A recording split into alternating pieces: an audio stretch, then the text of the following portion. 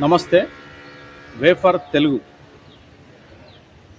ఒక ఆసక్తికరమైన విషయము, చాలా ఇంట్రెస్టింగ్ అంశం ఇది. మీరు తప్పకుండా దీని గురించి తెలుసుకోండి. దీనికంటే ముందు నా ఛానల్ని మీరు సబ్స్క్రైబ్ చేయండి. అయితే మనం ప్రస్తుతం ఉన్న కాలంలో ఈ కొన్ని డేటింగ్ యాప్స్, తర్వాత కొన్ని అంశాల గురించి మనం అప్పుడప్పుడు వింటూ ఉంటాం. అయితే లేటెస్ట్గా మరి ఒక అంశం ఈ మధ్యకాలంలో వెలుగులోకి వచ్చింది. అదేంటో తెలుసుకుందాం. ఈ ఆగ్నేయ ఆసియా దేశంలో కొన్ని అందమైన దేశాలు ఉన్నాయి. అంటే ప్రపంచవ్యాప్తంగా ఉన్న పర్యాటకులు అంటే అందమైన బీచ్ల కోసం, లేదంటే దేవాలయాల కోసం, ఈ నైట్ లైట్ అంటే రాత్రిపూట వెలుగులు విరజిమ్మే పట్టణాలు ఉంటాయి. అక్కడికి వెళ్ళి సరదాగా గడపాలనే ఆసక్తి ఉన్నవారు చాలామంది అట్లాంటి నగరాల్లో పర్యటిస్తూ ఉంటారు. అందులో మనకు థాయిలాండ్ ఒకటి. ఈ థాయిలాండ్లో చాలా బీచ్లు ఉన్నాయి, అదేవిధంగా దేశాలు ఉన్నాయి. చాలా అందమైన నగరం. దానిలో పట్టాయా అనేది చాలా పేరు ప్రఖ్యాతులుగాంచిన పట్టణం పట్టాయా అనేది. అయితే ఇక్కడ ఇక్కడ అంటే అక్కడ ప్రభుత్వం ఏం చట్టం చేయలేదు, కానీ దాని మీద చట్టాలు లేవు, కానీ ఇల్లీగల్గా ఒక వ్యాపారం జరుగుతూ ఉంది అక్కడ. కానీ ప్రభుత్వం మాత్రం ఏం చేయలేని పరిస్థితి. అంటే అక్కడ ఆర్థిక పరిస్థితి సరిగా లేని, ఆదాయం లేని మహిళలు, యువతులు కూడా ఒక అంటే వ్యాపారం లోపల ఇరుక్కపోయారా, వ్యాపారం చేస్తున్నారా అన్న అంశం అయితే అధికారికంగా నాకు తెలియదు. కానీ మొత్తం మీదనైతే ఒక వ్యాపారం జరుగుతుంది. ఆ వ్యాపారం ఏంటంటే అద్దెకు భార్యలు. ఇది వినడానికే చాలా విచిత్రంగా ఉంది.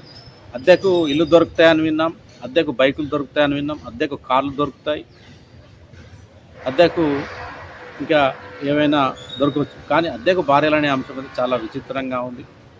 అయితే ఈ అద్దెకు ఈ కొంతమంది అంటే అక్కడ పర్యాటకులు కొంతమంది వచ్చేవారు వారం రోజులు ఉండొచ్చు, నెల రోజులు ఉండొచ్చు, 6 నెలలు ఉండొచ్చు, సంవత్సరం ఉండొచ్చు. వాళ్ళ ఇంట్రెస్ట్ని బట్టి, వాళ్ళ ఆర్థిక పరిస్థితిని బట్టి.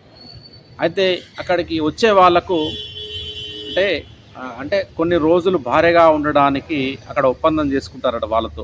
వారం రోజులు కావచ్చు, నెల రోజులు కావచ్చు, 6 నెలలు కావచ్చు, సంవత్సరం పాటు. అంటే వాళ్ళతో మరి ఒక అంగీకారం చేసుకొని, వాళ్ళతో ఒక కమిట్మెంట్ తీసుకొని వాళ్ళకు భార్యలుగా మరి కొద్ది కాలం ఉంటారట. కొంతమంది అయితే మరి ఎవరైతే అద్దెకు అంటే ఈ అద్దెకు ఉన్న భార్యలు ఎవరైతే ఉన్నారో, అద్దెకు తెచ్చుకున్న పురుషులు కొంతమంది పెళ్ళిళ్ళు కూడా చేసుకున్నారట. అయితే దీనిపై కూడా అక్కడ ప్రభుత్వం కూడా కొంత విచారాన్ని వ్యక్తం చేస్తూ ఉన్నది. అయితే ప్రస్తుతం అయితే ఈ వ్యాపారం అయితే అక్కడ కొనసాగుతూ ఉన్నది. అయితే ఈ థాయిలాండ్ మనం తీసుకుంటే ముఖ్యంగా పట్టాయాలో విదేశీ పర్యాటకులకు మహిళలు తాత్కాలికంగా భార్య పాత్ర పోషించే ధోరణి అక్కడ మొదలైందట. కానీ ఇది సాంప్రదాయ వివాహం అయితే కాదు. దీన్ని చట్టబద్ధంగా అక్కడ ప్రభుత్వం గుర్తించలేదు. ఇది ఓన్లీ వ్యక్తిగత ఒప్పందం కోసమే ఇది. అంటే అక్కడ ఉండే స్త్రీ కానీ, యువతి కానీ పర్యాటకుడి కోసం ఒక నిర్దిష్ట కాలం పాటు భార్య పాత్రను నిర్వహిస్తుందన్నమాట. అంటే అతనితో ఉండడం, ప్రయాణించడం, అతనితో కలిసి మాట్లాడడం, జీవించడం. ఇది కాలక్రమేణంగా అక్కడ ఒక వ్యాపారంగా తయారైపోయింది, పరిణామం చెందింది. చాలామంది ఇది ఇష్టపూర్వకంగా ఈ వ్యాపారాన్ని దీన్ని కొనసాగిస్తూ ఉన్నారు.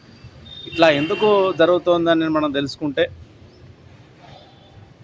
అయితే కేవలం అంటే ఇక్కడ ఆసక్తికరంగా కొన్ని విషయాలు ఉన్నాయి. ఇక్కడ ఉండే తాత్కాలిక సంబంధాలు కూడా శాశ్వత వివాహాలకు దారితీస్తున్నాయట.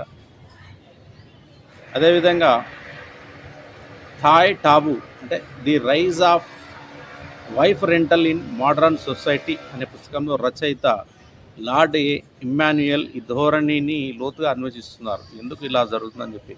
అంటే ముఖ్యంగా కొంతమంది కుటుంబాలు ఉంటాయి, కొన్ని ఆర్థికంగా వాళ్ళ పరిస్థితులు బాగుండవు, ఆర్థికంగా వెనుకబడి ఉంటారు. కాబట్టి మహిళలు అదనపు ఆదాయాన్ని సంపాదించుకోవడానికి దీన్ని ఎలా ప్రారంభించారో ఈ పుస్తకంలో ఆయన రాశారట. మరి చాలామంది మహిళలు అంటే బార్లు, వెబ్సైట్లలో పనిచేస్తుంటారు. అంటే వెబ్ క్లబ్లో పనిచేస్తుంటారు. అక్కడ వారు పర్యాటక క్లయింట్లను కలుస్తూ ఉంటారు తరచుగా. వారిని ఆకర్షించేందుకు ఈ కొత్త ఒరవడికి శ్రీకారం చుట్టారని చెప్తా ఉన్నారు. అయితే మరి ఇలా వీళ్ళు ఒప్పందం చేసుకున్నందుకు ఈ మహిళలకు వీళ్ళు ఎంత చెల్లిస్తారని ఒకసారి మనం తెలుసుకుంటే ఆశ్చర్యపోవాల్సిందే. మీరు ఛానల్ మాత్రం సబ్స్క్రైబ్ చేయండి.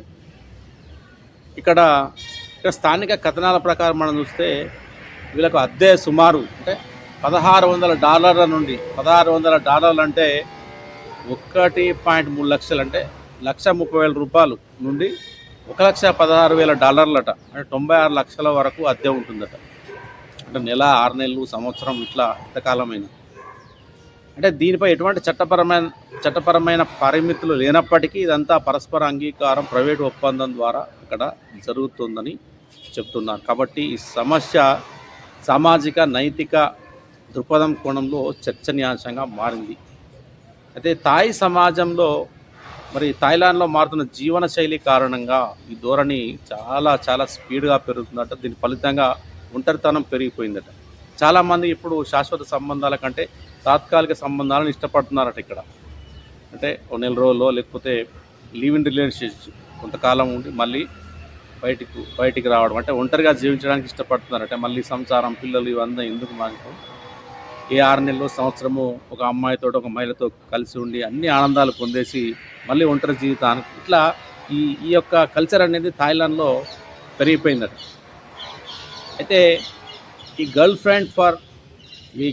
ఫ్రెండ్ ఫర్ హైర్ సేవలు ఇప్పటికే ప్రజాదరణ పొందిన జపాన్, అదేవిధంగా కొరియాలోని ఇలాంటి సేవల నుండి ప్రేరణ పొందిందట థాయిలాండ్.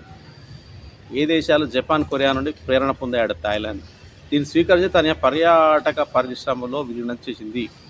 అయితే ఈ ధోరణి చాలా స్పీడ్గా, వేగంగా విస్తరిస్తుందని థాయ్ ప్రభుత్వం అంగీకరించింది. తత్ఫలితంగా ప్రభుత్వం దీనిని నియంత్రించడానికి ఒక చట్టాన్ని అమలు చేయాలని ఆలోచిస్తుందట. దీని ద్వారా ఇందులో పాల్గొన్న మహిళలకు భద్రత, హక్కులను కల్పించేందుకు సిద్ధమవుతుందట. విన్నారుగా, ఇంట్రెస్టింగ్ టాపిక్ ఇది. ఇప్పుడైనా నా ఛానల్ని సబ్స్క్రైబ్ చేయండి, లైక్ చేయండి, షేర్ చేయండి. Thank you.